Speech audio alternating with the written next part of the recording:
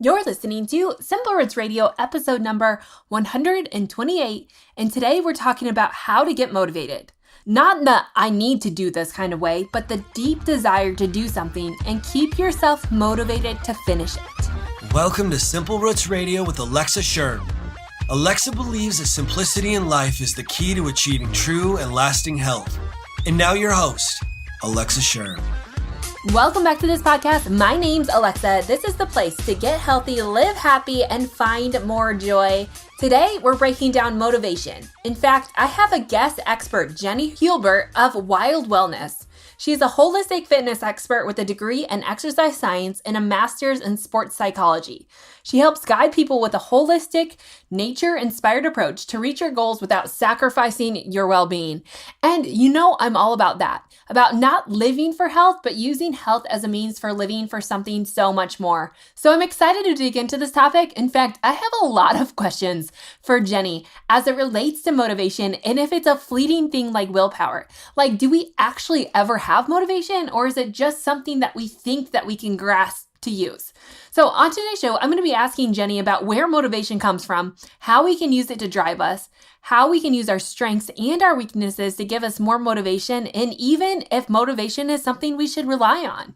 It's going to be a great show, and I know we're going to dive into so much more. So you're going to want to hear this as we finish up our lessons on creating a healthy new year. Yes, this is one of 3 podcasts that I've put together for you to help you come to a conclusion on what to do for the new year, because we know resolutions are a thing of the past, right? They just don't work. And while I love healthy goal setting, I think that there has to be an extra component, because we can set goals all day long, but how often do they actually get achieved? And that's what I want more than anything, is for health to just become a part of who you are, to be someone you are, not something you do. And that's what I want to help you do this year. So if you haven't already, make sure you go back and listen to the previous 2 episodes, number 126 with Dr. Kelly Donahue on why it's so hard to change, and then last week's episode, number 127, on how to design your year with Lori Gerber. It's a lot of fun, and I can't wait to see how this shapes you and molds you to go into 2019 with a different perspective. So if you have a different view, I would love to hear from you. Make sure you leave a comment on today's show or over at social media and let me know what is your focus for 2019. Like I mentioned, we're diving into a full year of living well nourished with new topics, new classes, and really just me walking alongside of you to help you motivate you, and also, and there's that word motivate, ironic, right? But also to help you learn to love health and let it just be someone you are and not something that you constantly have to do and fight for. So to join me on the Well Nourished Year, just head on over to simplerootswellness.com and sign up to be on my email list. It's absolutely completely free. However, the Nourish Planner is going to help you out this year because we are going to be using that as one of the primary tools in living well nourished. If you haven't grabbed your own planner, just go over to nourishplanner.com, use code SIMPLEROOTS, that's all caps, Simple Roots, for a 20% discount at checkout. Again, grab your planner, they're flying off the shelves. It's going to be a great asset. If you're not a typical paper planner, I can assure you there's a number of health benefits that we're going to talk about right away in January about why you should be doing more writing. Yes, that's actual physical pen to paper and how that can help you to live healthier. So grab your planner. You won't regret it, I promise. And you're going to need it for the Well Nourished Year. Also, before we get to today's show, I want to remind you of today's sponsor. I've talked about it many times and I'm going to talk about it again. That's Kettle and Fire. Now, like I mentioned, I love Kettle and Fire, which is an all-natural bone broth company. I mean, not just all natural, but they're 100% organic, non-GMO with 100% grass-fed beef bones and chicken bones. They are the legit company that I don't have to worry about. I know I'm getting a high-quality source of bone broth, which, if you've been listening along, you know how much I love bone broth. It's one of the greatest immune boosters of our day. It's packed full of collagen and other vital nutrients that our body needs for healing, restoration, and just health in general. These are nutrients that we aren't finding in our diet and any other sources. But if you think about it, right? Like we go back to ancient times, and not even ancient times, like our grandmother and our great-grandmother's day. And what did they use? They cooked with bones all the time. They knew the value of the bones and the deliciousness that it brought to foods, and they utilized that. And then come to our day and age where we rarely ever cook with bones. Like you can barely find a piece of meat at the store with a bone in it, let alone make our own bone broth. So That's what I love so much about Kettle and Fire is that you don't have to think about it. You don't have to slow simmer your own bone broth for 24 hours a day, which you can totally do. Very cost effective and very efficient. I just know that I don't want to have to hunt down healthy bones when I could just buy it from a great source like Kettle and Fire. Plus, they make bone broth soups that come in a box. I mean, what more could you want? It's like convenience and health collide into this beautiful product that you can just grab and go. Like I mentioned, I love Kettle and Fire. I love their traditional bone broths to add to soups as a base for soups, as well as to rice and quinoa when I cook it. But I've also been known just to have a mug of bone broth, especially as we come to the heart of winter. So you have to check out Kettle and Fire. I can't recommend them enough. Like I said, it's loaded with vital nutrients, collagen, and even a great source of protein that our body needs to thrive. To get your own Kettle and Fire products, head on over to kettleandfire.com. That's KETTLE and FIRE.com to get your own bone broth and try out their bone broth soups. I know they're having a special on the tomato soup, which is my absolute favorite. Like, I rave over it. I have it numerous times a week. I just love tomato soup so much, and this puts a healthy spin on it without all the extra sugar. Perfect, right? And so I also must mention that Kettle and Fire is giving you, my listener, a special discount on their products if you use the code SimpleRoots, that's all caps, SIMPLEROOTS. At checkout, you can get 15% off your entire order plus free shipping on 6 cartons or more. Or you can just head on over to kettleandfire.com/SimpleRoots to get that same discount. Again, use SimpleRoots at checkout to get 15% off your entire order and free shipping on 6 cartons. Plus, head to the show notes where I'll be linking up that special on tomato soup. You must check out Kettle and Fire. I know you're going to love them. It's one of my most raved about companies that I recommend here, and I just really think that you can find so much value in it and make you feel so good. So check it out. You can also go to the show notes to learn more and check back for some of my favorite recipes using bone broth. But in the meantime, let's get back to the show and dive into motivation. Welcome to the show, Jenni. Today, we're going to talk about motivation and kind of getting ready for the new year, which is one of my favorite topics to talk about. So welcome to the show. Thank you, Alexa. One of my favorite topics as well. So I really appreciate you having me and having this conversation. Yeah. Okay. So today I want to talk about motivation because while most of us have good intentions, we may struggle with the motivation to do it, right? Like getting up in the morning and working out when it's 0 degrees. So I want to ask you first, what is motivation and why is it so hard for us? Yes, and it's hard for everyone at different times. And other times it can be easy. So it doesn't matter who you are. If you love workouts or if you're not someone who finds it easy, it doesn't matter. There's a whole spectrum of this. And overall, motivation to me is what moves us to take action. And I think it can be so complex because so many things in our lives are connected. Everything is connected if you think about it, which is why my approach to fitness coaching is very holistic. But as we can all relate, I'm sure if you feel stressed from a day at work, for example, then that can impact your workout later. Right. Or if you feel tired from a workout that you did in the morning, then maybe your food choices are influenced later in the day because you're kind of reaching for those quick energy hits. Maybe you're feeling tired. And even your relationship interactions, you could be, your mood could shift because of feeling tired from a workout. So on some level, I think we all know that when things are tough, those negative feelings tend to move through everything. And so why is it so hard for us to get that motivation? I think one of the reasons can be because we lack clarity. I think we struggle with motivation sometimes because we don't know what we want, or even sometimes more importantly, why it matters so much. So when you don't have clear goals or plans, it's really easy to let yourself off the hook. And feeling motivated, I believe, is getting clear on both the steps and the reason why you want to do it. So imagine you show up at the start line of a running race that you signed up for next week because you want to run, but you have no idea what the distance is. It could be a 5K, it could be a marathon, it could be a 100-miler. Right. You're not clear on the goal, and actually you're not even sure of the course because it's not going to be super well marked either. So that sounds ridiculous, right? Like, who would want to do that? Right. So it's interesting because we do the same thing when we say, I want to work out more, but then you don't take the time to clarify what the workout is, when you're doing it, how long you're doing it, and all the things that go along with it. So say you are wanting to work out more consistently. That example of that you shared at the beginning of maybe struggling to get up in the morning when it's still dark and it's cold outside this time of year. Ask yourself, what specific workout am I wanting to do? Am I training for a specific race or a specific event? Do I just want to get my body moving more? Am I making a comeback from an injury? Get clear on what the goal is and what the training plan is as well. And sometimes you may need to get help with that from a fitness professional, to help you come up with that specific plan. And oftentimes I think it's even helpful to ask, how will I know when I'm doing it the way that I want to? So how will I know that I am working out more? What does that specifically look like? And then once you have the what, I think the other piece that I mentioned, to be clear on the goals and having the motivation to follow through, is knowing, why is this so important? Like, what's the payoff? Right. How is it going to impact my life?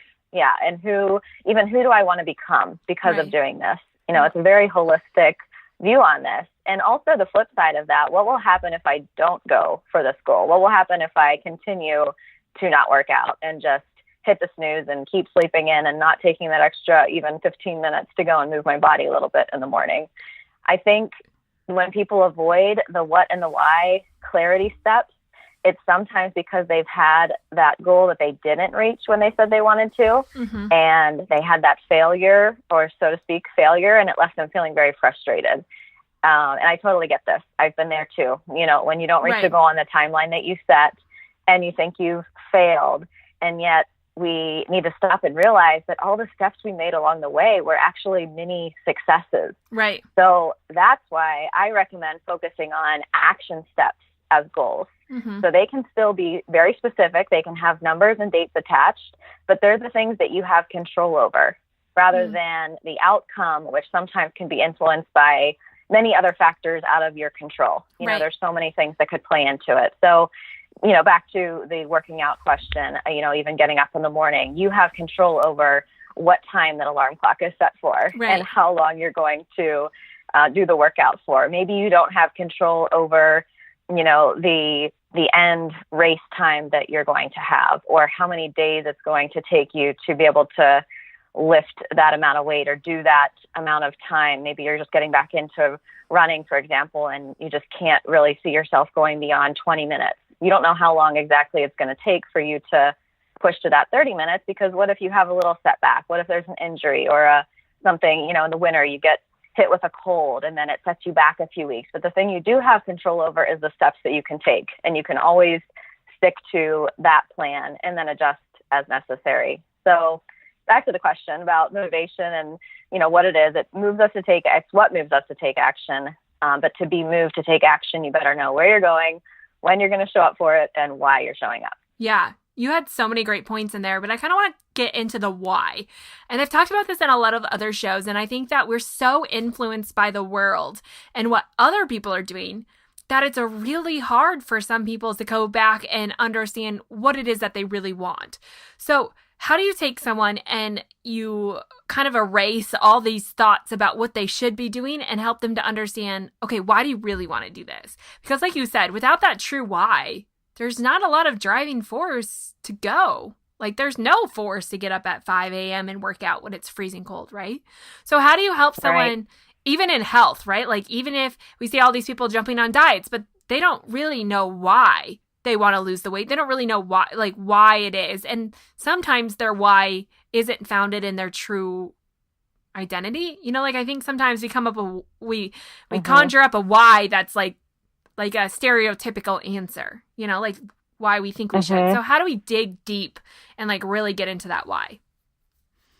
Yeah, I think it is noticing when we are using that should word, because sometimes that motivation can be lacking because it's not lined up, like you said, and that definitely goes back to clarity on what it is and why we want it. But if we're taking time to reflect on that why a little deeper, and you find out that maybe you're not doing something anymore that maybe used to be a goal, so you're doing something now that used to be a goal, but maybe you're still doing it and it's just sort of on autopilot, but you really don't care about it that much anymore. I think that's important to notice. So maybe that's a trigger question for someone to ask is, did I care about this at one point? Like, what are my goals currently? And just ask, do I still care about this? Does this still have meaning to me? And then why? Why does that have meaning? And normally to get really to the bottom of those layers, it's for me, it's been about asking why multiple times.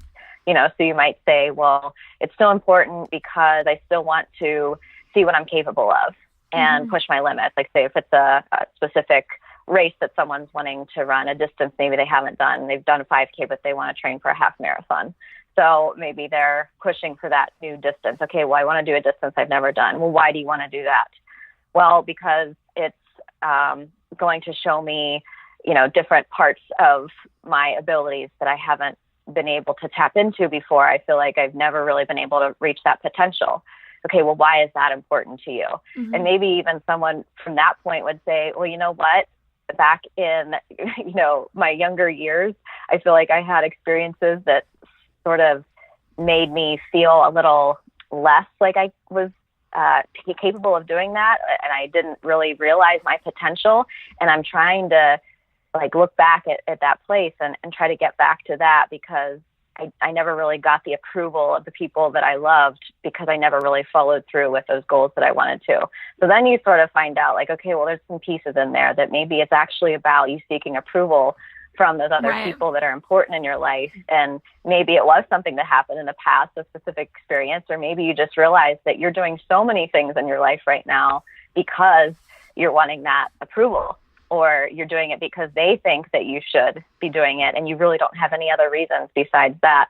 So just looking at that, I think it's important to look at it without judgment too when you do come to the end of that why chain, and you keep asking it because it doesn't have to be like, well, I'm a bad person for wanting to do it because of this reason. It's okay. It's when you ask yourself why, it all becomes more clear and you can just look at it for what it is without judgment and go from there and decide what the new plan might be. Yeah. No, that is really helpful, I think, too, because like you said, in the first question I asked is, if you don't like it, you're never going to do it. If this isn't who you are and what you want to do, you're really never going to stick with it. And yet, like you were kind of saying, we're all so overwhelmed, I feel like, with so many different things. And that we actually achieve, then we get bothered by the fact that we quote unquote fail at things. So how do you help someone sort through, okay, going into the new year, this is my vision for my life. This is my why. But how do we not get so bogged down by all the other things that we try to wear, all the other hats that we try to wear? Yeah, then there's starry object syndrome. You have this goal and you think, okay, well, I'm really clear on this now. I know I want to do this.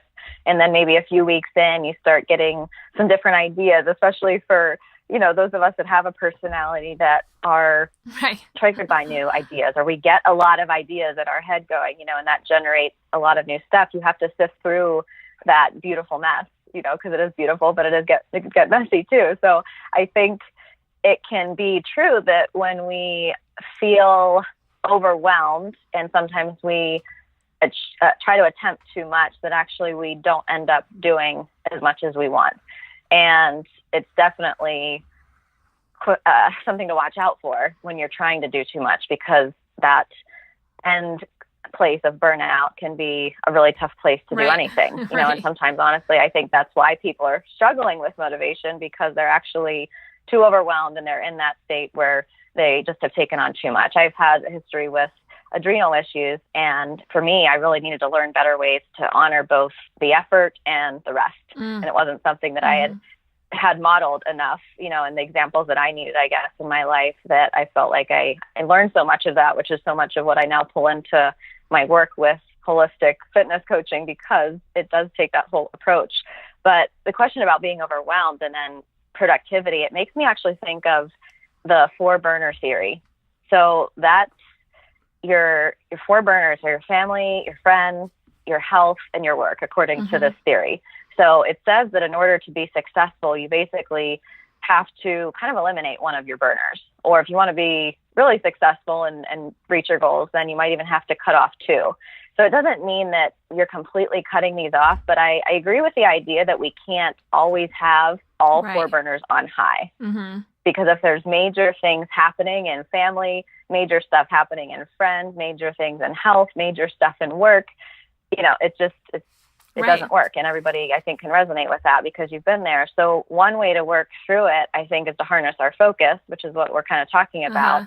And for example, in the health realm, assuming that you have 3 hours a week to exercise, however that's split up throughout your days, how can you get in your best place possible with your fitness, whatever goal you have related to that, just with those 3 hours? So assuming that you have that amount of time, how can you harness that focus? And, just really narrowing in on the one area that maybe is the focus for you in this season. And I think that's the other key to remember, is that there are seasons for all of these things. Yeah. So instead of searching for this perfect work-life balance all the time, which, by the way, I don't think exists. Right. There's seasons for certain things to have more attention. And that's simply just how it is. So instead of having all 4 burners, perfectly on this medium to high heat and just perfectly all the same all the time, when you look at the 4 burners and you're deciding what to put your energy towards, then you do focus in and you realize that there might be a season for one to have its energy on or heat on high, and then others are on low.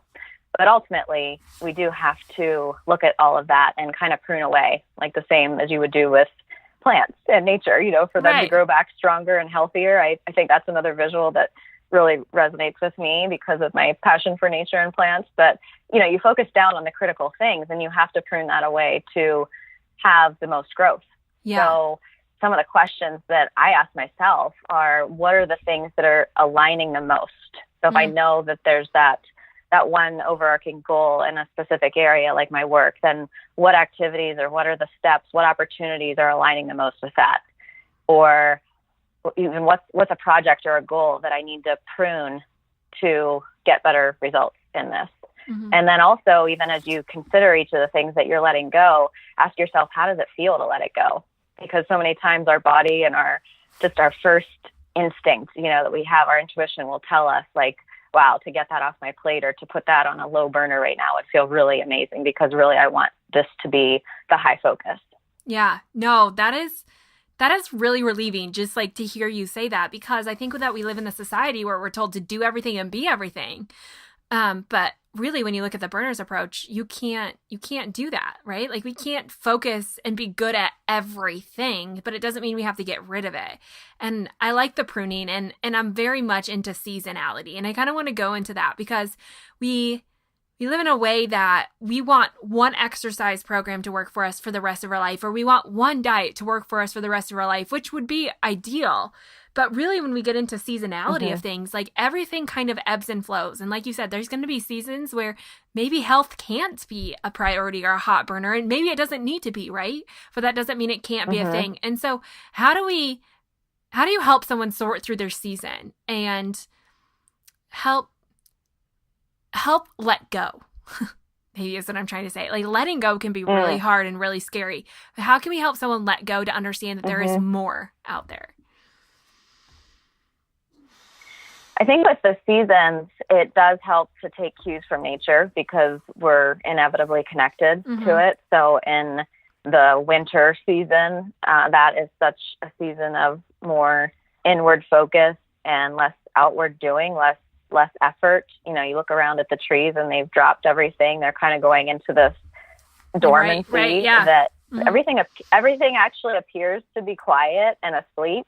But the interesting thing is that all of those roots are actually, working down into the soil, getting enriched, kind of waiting for that time where they're primed to then send energy back up. So if you think of it that way, like, how can I reflect that in my own life? Maybe what does inner reflection look like to me right now? How do my workouts need to change, maybe to focus in on some smaller key areas that are going to actually lead me towards the bigger growth when I get at it again in the spring or summer. Like, I think it's natural, going back to even the motivation idea, for us to have that wane of motivation when the seasons change. And I think sometimes if we don't understand that seasonality, that we beat ourselves up for that. And we think, what's wrong with me? Like, all of a sudden I have no mojo to do anything. Right. And, we really are hard on ourselves about it. And that's so difficult to navigate through. And I've totally been there myself. And so until I started to understand this more, and it's so helpful to know that those ebbs and flows are natural. And even within the same month, it's very natural, especially for women, because we have an inner season. Right. We have our winter equivalent would be our time of menstruation when we bleed. So that is our time to go inward, to not be pushing so hard and, not be doing the hardest workouts ever. And I think those recommendations, to push through, the workout no matter what, and it'll feel good even when you're menstruating, to move your body. And it just all depends. Right. There's no one size fits all, like you were saying. And it does really go back to knowing what's good for you instead of trying to put yourself into that cookie cutter box. And if you see recommendations like that, then always be willing to explore it for yourself and question it. So I'm not saying that you shouldn't exercise when you're menstruating, but I will say that movement for some people is something they feel is beneficial, and other people might do other things that are more beneficial for them. Like for me, on the first day, I hardly ever do much of anything. Right. I definitely don't run, which is what I do most days. Don't bike. Like if I do anything, it's going to be a very short and easy walk. Like that's all. And yoga, like stretching, things like that. But for someone else, maybe they do feel like moving a little bit more intensely. But overall, I think it's just something we have to explore, something we have to tune into and pay attention to, and start to even track for ourselves, so that we know this is the time of the month when I feel really energetic. This is like my time to go at it and push myself. And these are the times when I start to throttle back a little and feel less engaged. And I've been really playing with this myself and working it into the model that I can offer to other people, because I do think that we get afraid of like, well, if I'm not always training in this direction, if I'm not always working out consistently, if I take that time off, then I'm going to have a setback, and it's going to put me back. I'm not going to be where I want to be. But I'm kind of playing the other side of that, where if we do cycle with it, that we're much better off if we pay attention to the inner seasons and outer seasons, and we're healthier overall. So it's healthier, not necessarily harder. Yeah. That's kind of my mantra. Yeah. I'm totally on the same way. The seasons have been fascinating lately to me. And it's not just like the physical season, but like in everything in life, like even parenting, there's different seasons, and marriage, there's different seasons, and relationships, there's different seasons. Like it's a constantly changing environment. So how do we get ourselves to a place where like more or less can be more, right? Like how can we get to a place of rest and like this self-awareness to really know what our body needs without complacency to just not do anything. And I don't want to say not do anything, but it is easy to be so overwhelmed in the ebb and flow of life rather to really embrace it. So as you've gone on your own journey of like seasonality, have you really started to like practical steps to really start to embrace this into your life? I think it does go back to our mindset around it, because we're programmed to be set up a certain way. Part of it is related to what happens when we do try to change. So if we've always been programmed to act in a certain way, like this is kind of the pace that we go, or these are the workouts we do, or this is the schedule that we have in our life. These are the habits that we have in place in our morning routine, or this is how we end our day, whatever it is. When we try to change, your body notices. Right. And resistance usually kicks in a little bit. So it's kind of like going back to the workout example, because that's part of my world, is you start a new workout and you feel really good about it after the first day, right? Right. And then on day 2, you're a little bit sore, like you feel like you did something yesterday, which might give you a positive mental boost, because that feels like, okay, that's good. I can tell I did something. I'm making progress. Or it could send you into a little bit of a spiral of negative thought and self-criticism, that you're more out of shape than you realize, and like, oh my gosh, this is going to be so hard as I continue. So it could go either way. But as you go on with days 3, 4, 5, and on, that inner critic voice continues to let you know that you're not good at making changes. You failed in the past, remember? This is going to take so long, so why are you even bothering?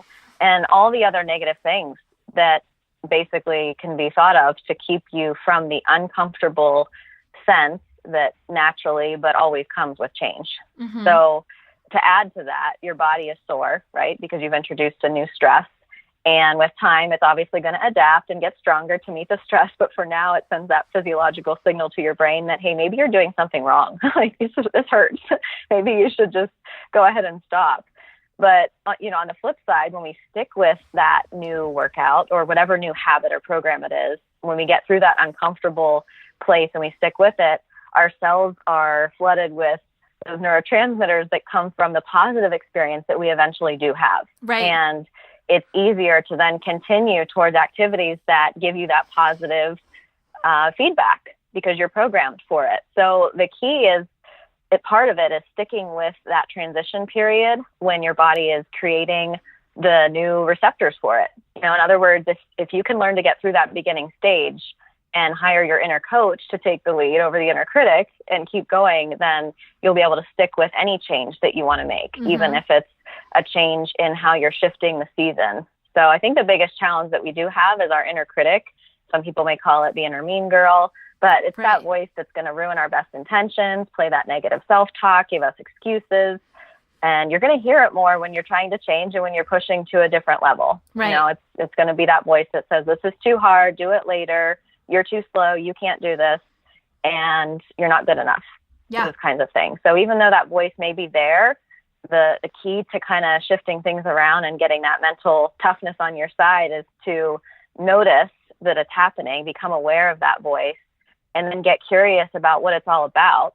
And sometimes you realize that it's simply just about, like, okay, this is just a change. This is just new, and that's totally okay. I can handle that. And then you just take action because you realize there's nothing more to this other than this is a change and something new. And that's why my inner critic mind and inner mean girl is kind of freaking out.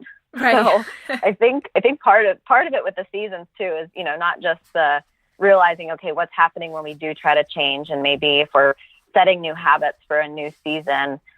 The other thing is related to things that we already have in place as habits that obviously we're motivated to do because they are habits versus motivation that we want to create for new habits. Mm. And I think to get us into action, some people wonder, is it motivation that comes before a habit, or is it a habit that comes before the motivation to do it or to make that change? Right. And it's a little bit of both, I think. But the example I think of where it's the habit that leads to motivation is Mel Robbins' 5-second rule concept. Uh-huh. And the idea is that when you think of doing something, like you're going to make a change to take action, really the simplest example that she gives that I can think of is when you're getting out of bed in the morning. So you have the alarm set for, say, 6 a.m. And instead of hitting the snooze button, when you hear that alarm, you're going to, obviously have that trigger of like, oh, I just want to sleep a little more. I'm just going to hit the snooze. You count down 5, 4, 3, 2, 1, and you get up. So the 5-second rule concept is doing that countdown.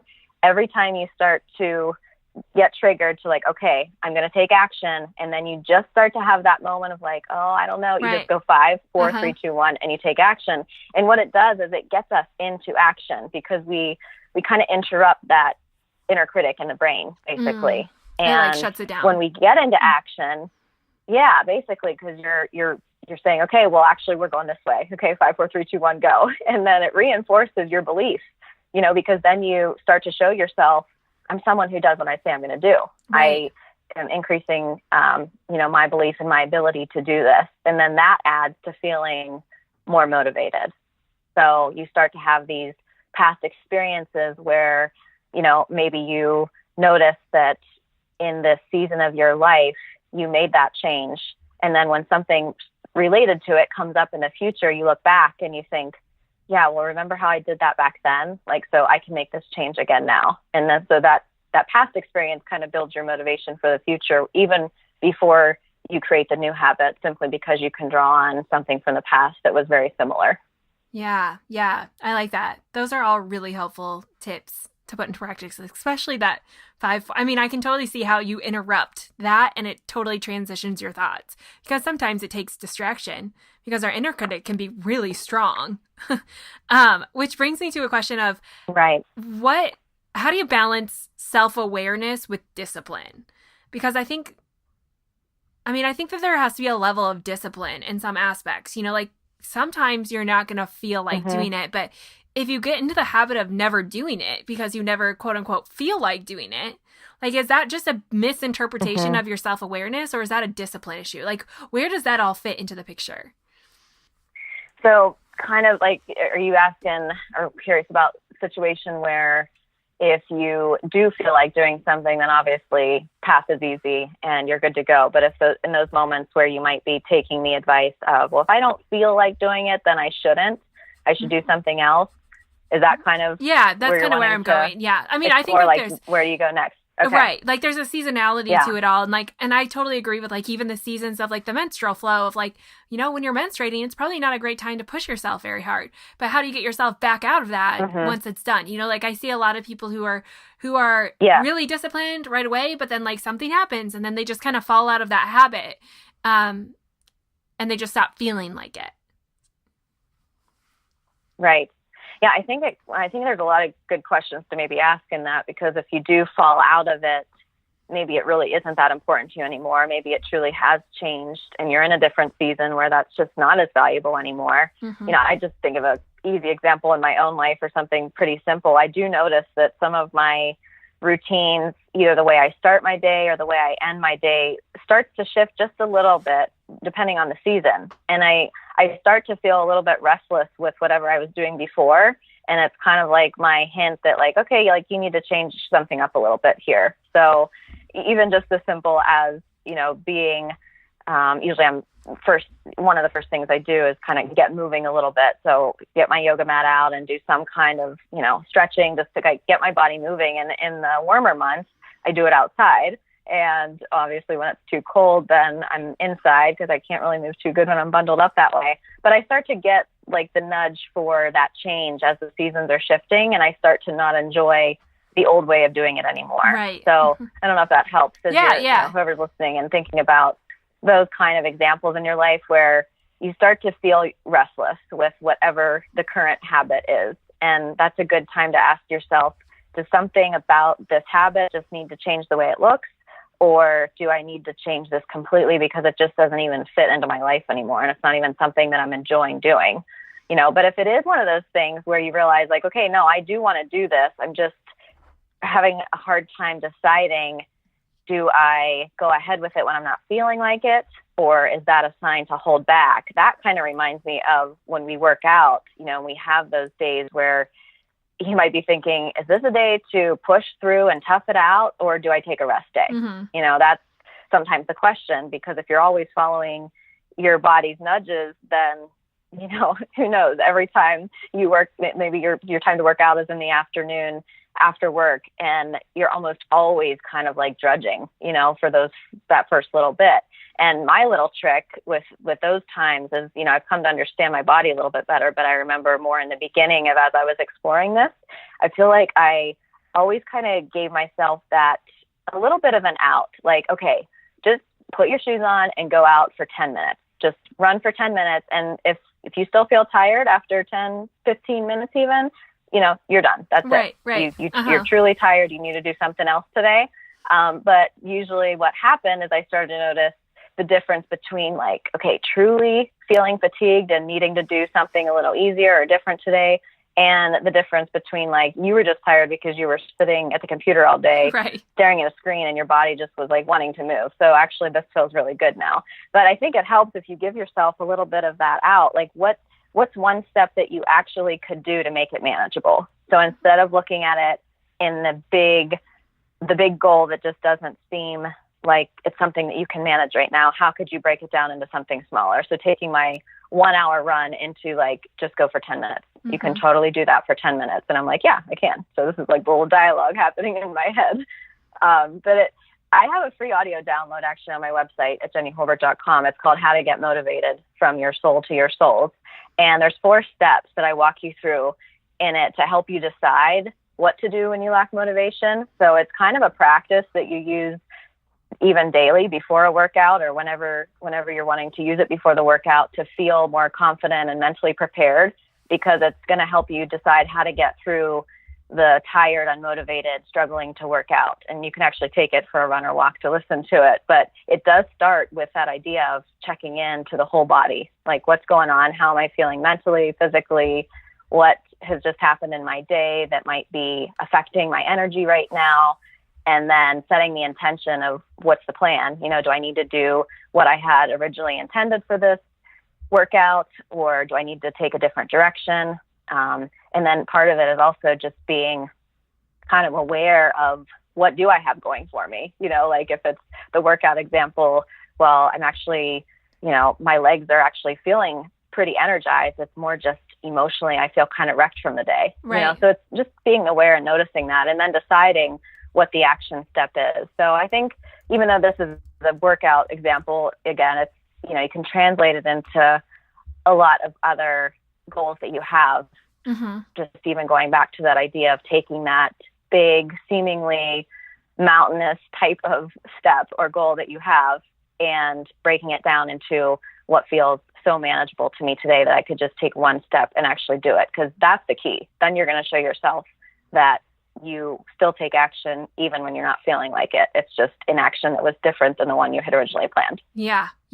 That's all such great advice. And like you said, the little things really do pay off in the end to have really great results. Mm-hmm. So, coming up on the new year, like, what is the one place you would have someone start to sort through this and start to take control of their minds and their life? Like, what is that starting point that you would give someone?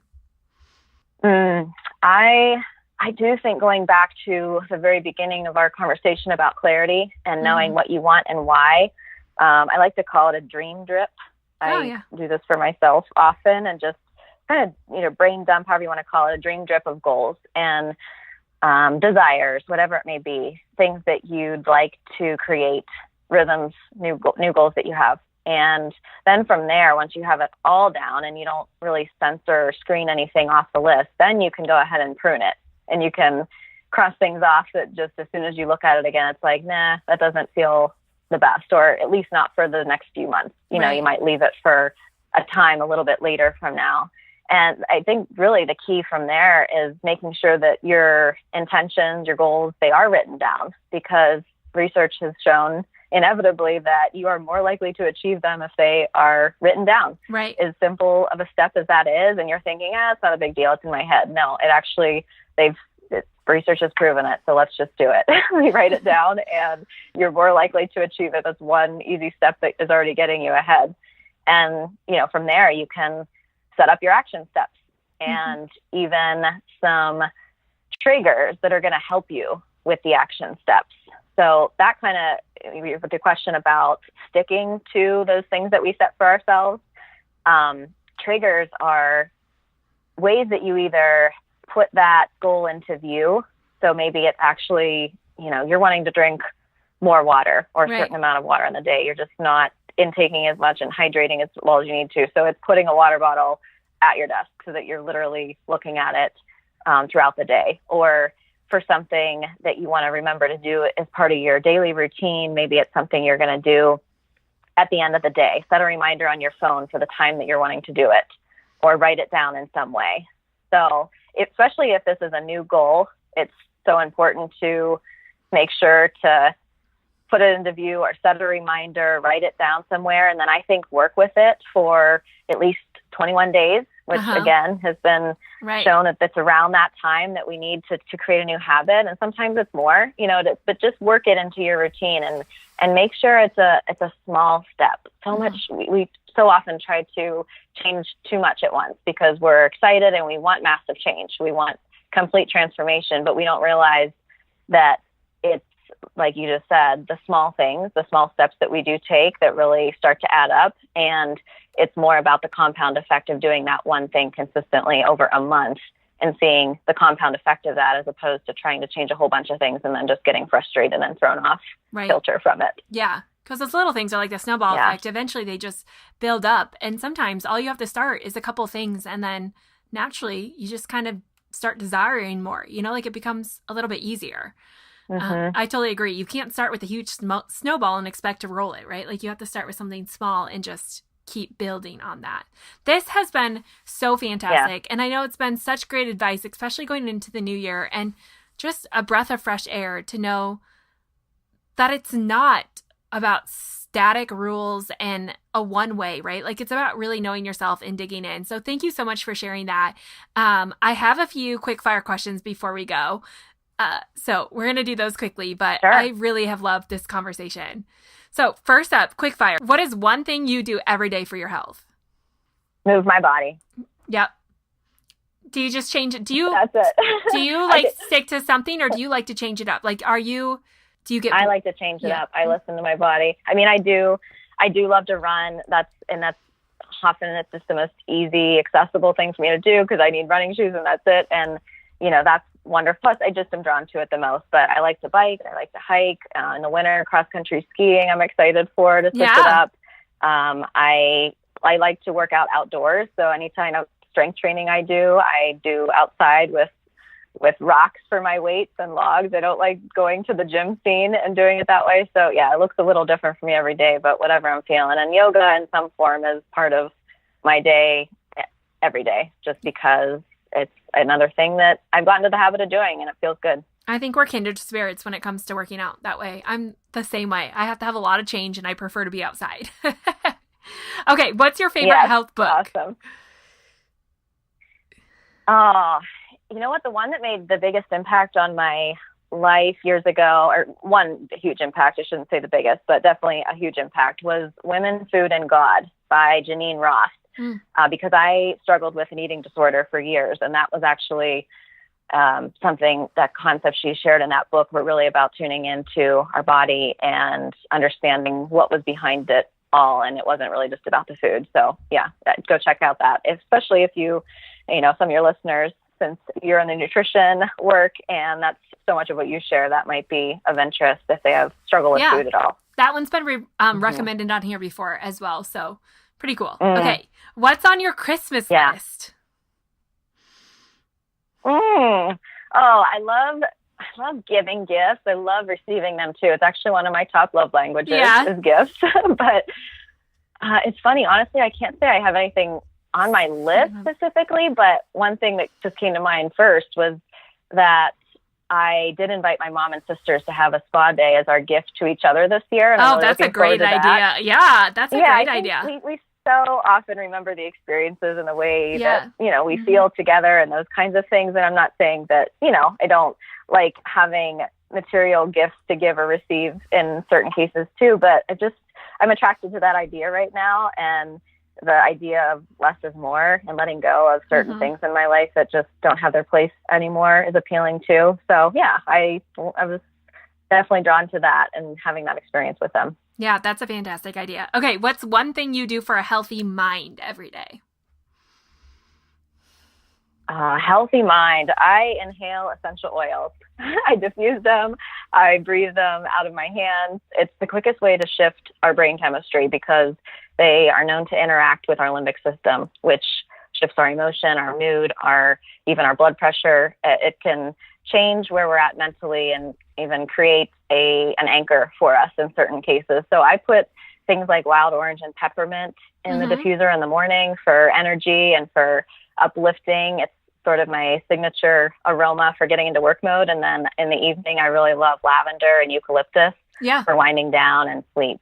So those are your favorite ones. Those are a great thing. And I love that idea as well. Smells really do ignite so much. And maybe we'll have to do a podcast specifically on that because it is really powerful. Okay. What's the best piece of advice you could leave us with? In talking about motivation, which was so much of our focus with a lot of different little trails, I think we're often too hard on ourselves.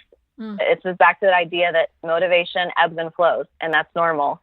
There are seasons in nature. There's inner seasons that we have as women, like I was talking about. So pay attention to what your body needs and practice listening.